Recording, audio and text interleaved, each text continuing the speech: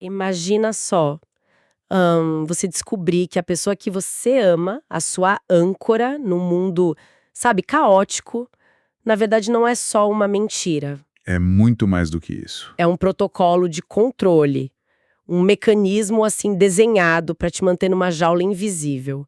Essa é a armadilha central que a nossa fonte de hoje, o livro Entre Sombras e Segredos, da Alé Oliver, constrói de um jeito brilhante. Uhum. Hoje, a gente vai mergulhar em como essa história nos leva de um suspense doméstico, assim, arrepiante, para o coração de um pesadelo de ficção científica sobre memória e identidade, e o que realmente nos torna humanos. E o mais interessante é que a história começa de um jeito enganosamente simples, né? Sim, Uma noite de outono, uma casa silenciosa, a Helena tá no computador, o Miguel, que é o parceiro dela, tá na cozinha, mas essa normalidade toda é uma casca bem fina, prestes a rachar. e tem a figura lá fora, né? Exato. Do lado de fora, no escuro, alguém observa. O suspense inicial não vem tipo de um monstro, mas da sensação de que a própria realidade tá errada. Totalmente. A paranoia da Helena é palpável, você sente. O silêncio dentro da casa é opressor. Uhum. E o Miguel, que ela conheceu num grupo de apoio, onde os dois tinham passados difíceis em orfanatos, ele se tornou uma fonte de ansiedade, O cuidado virou outra coisa. virou vigilância. E a ausência dele é quase mais assustadora que a presença. A casa, que devia ser um refúgio, virou o epicentro do medo. E é aí que a narrativa já planta a primeira semente da dúvida. O que acontece quando o seu porto seguro vira a fonte da sua maior angústia. Pois é. A história explora essa inversão de um jeito muito eficaz. Eles se conectaram por um trauma em comum, sabe? Uma ausência de passado. E é exatamente esse vazio que o sistema depois usa para controlar eles. E essa tensão toda explode com batidas na porta, secas, metódicas. Batidas. E a Helena sabe que não é o Miguel. Ele nunca bate. O pânico se instala. Quando ele finalmente entra, ele tá pálido, segurando uma caixa de madeira bem antiga. Uma caixa já é um elemento clássico de mistério. E aqui que o chão se abre.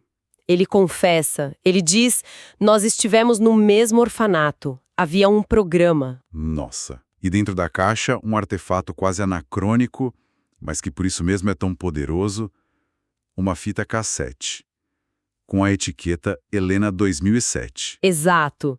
Não é um arquivo digital que pode ser copiado, alterado. Não. É um objeto físico. É a prova de um passado. Um pedaço de um passado que supostamente nem existia. E o Miguel revela que esse tal programa, ele apagava a memória seletivamente. E a frase que ele usa é a chave de tudo, né? Qual? Esses segredos não são só meus. Eles nos envolvem desde antes de nos conhecermos. Sim, a ideia de que o relacionamento deles não foi um acaso, mas talvez algo arquitetado, já começa a surgir ali. A confiança que sustentava tudo aquilo, Simplesmente desmorona. e nesse ponto a história força a gente a questionar a base de qualquer relacionamento. Se as memórias que a gente compartilha são falsas ou foram manipuladas, o que sobra? O amor deles foi real ou foi o resultado de uma variável controlada? A fita cassete é a prova de que a realidade da Helena foi construída sobre uma mentira. Ela não é só uma vítima de um crime, ela é o próprio crime. Uhum. E quando ela dá o play, o horror se concretiza. Ela ouve a voz dela mesma, com 8 anos, descrevendo uma sala fria, e ouve outra voz, de um menino assustado, a voz do Miguel. Meu Deus. Mas antes que ela possa processar qualquer coisa, a polícia invade o apartamento. Um tiro. E aí? Miguel cai, morrendo nos braços dela, e tudo fica preto. Aqui a história poderia ter virado, sei lá, um thriller policial, né? Mas a autora faz uma escolha muito mais ousada. Muito mais. A Helena não acorda numa cela de delegacia. O suspense doméstico que nos prendeu até agora era só o prólogo. Exatamente. Ela acorda num quarto completamente branco, sem janelas, presa numa cama. E uma mulher de jaleco se aproxima com um sorriso frio e diz a frase mais aterrorizante que se pode imaginar. Que é? Bem-vinda de volta, Helena. Tivemos um contratempo, mas agora você está em segurança novamente. Novamente. Essa palavra, novamente, é o que transforma o medo em terror absoluto. Sim, Sugere que isso já aconteceu antes, que a vida que ela conhecia era um ciclo, talvez uma simulação que deu errado. e que a segurança que eles oferecem é a segurança de uma cobaia de laboratório que voltou para a gaiola. Exato. E então a gente conhece o mestre de cerimônias desse inferno, o Dr. Adrian Voss. Que é a personificação da frieza científica levada ao extremo. Totalmente. Ele explica o objetivo do tal projeto H07 sem nenhum pingo de remorso. Ele diz: investigamos o trauma como motor cognitivo, dor convertida em desempenho, luto destilado em poder. Essa frase é o coração filosófico do livro. Eles não estão só observando o sofrimento, eles estão industrializando o sofrimento. Nossa, é uma boa forma de colocar. É uma metáfora poderosa para como às vezes a nossa sociedade trata o trauma, né? Não como algo a ser curado, mas como algo a ser explorado para obter resultados.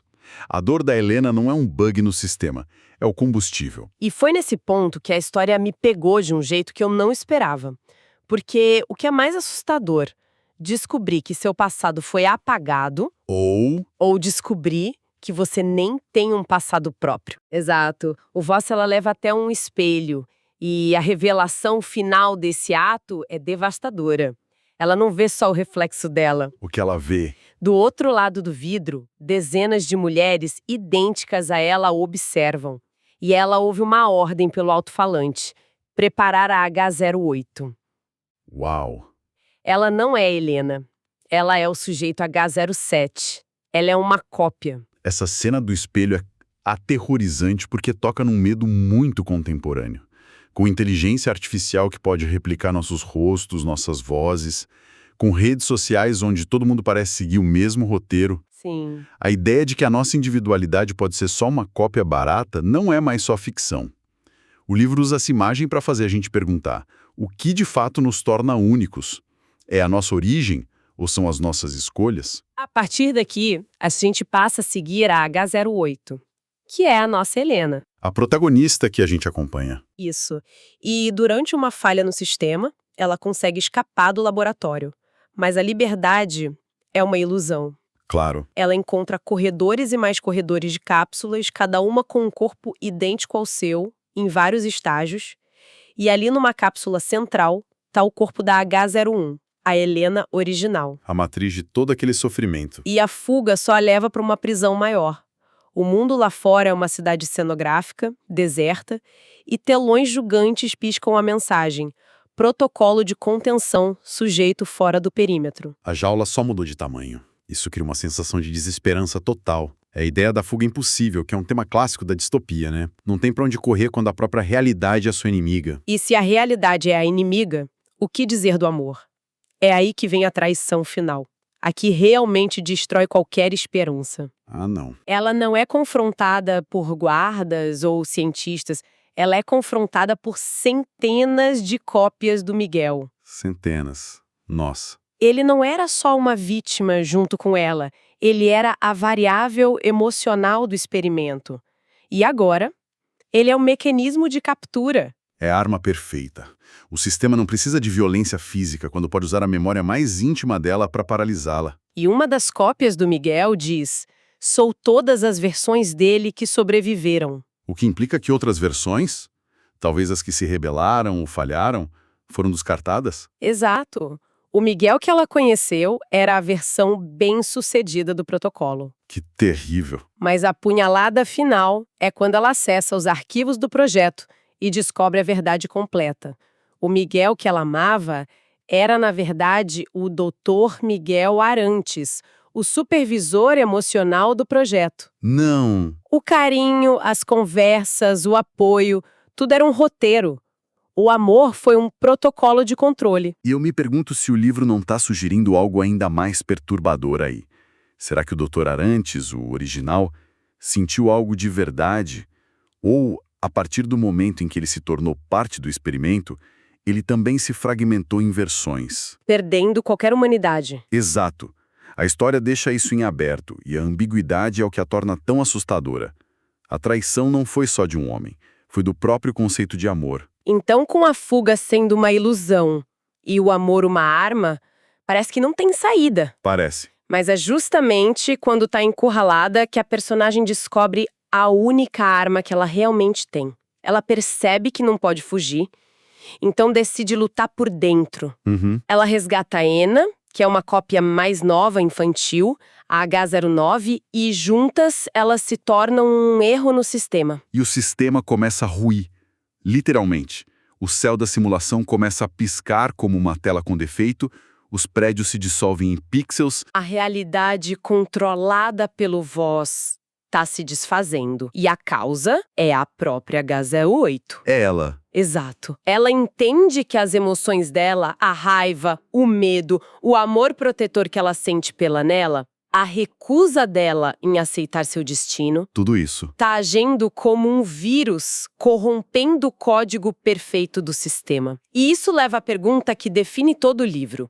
E se a falha for o que nos torna reais? Essa é a grande virada. A humanidade dela não está numa origem autêntica, mas na capacidade dela de ser imperfeita, imprevisível. Sim. Na nota da autora, ela menciona que a história é sobre celebrar a imperfeição. A H08 não vence o sistema sendo mais forte ou mais inteligente. Ela vence sendo mais humana, mais caótica. A dor dela não é mais o combustível. Torna-se a arma que destrói o sistema. A confrontação final é incrivelmente simbólica. Ela não luta contra o Voz, ela vai até o coração do sistema. E o que ela encontra lá? Um núcleo de energia pulsante, construído, literalmente, com as memórias de dor de todas as Helenas. Para destruir a máquina, ela precisa mergulhar na origem de todo o seu sofrimento e se sacrificar, sobrecarregando o sistema com a emoção pura que ele tentou controlar. É uma vitória trágica, mas também um ato de criação. Ao se destruir, ela destrói a velha ordem. O mundo simulado desaba, mas a Nela, a H09, sobrevive. O sistema se reinicia, mas não como antes. É algo novo, né? Híbrido, cheio de falhas, a consciência do Voz ainda existe como um eco digital.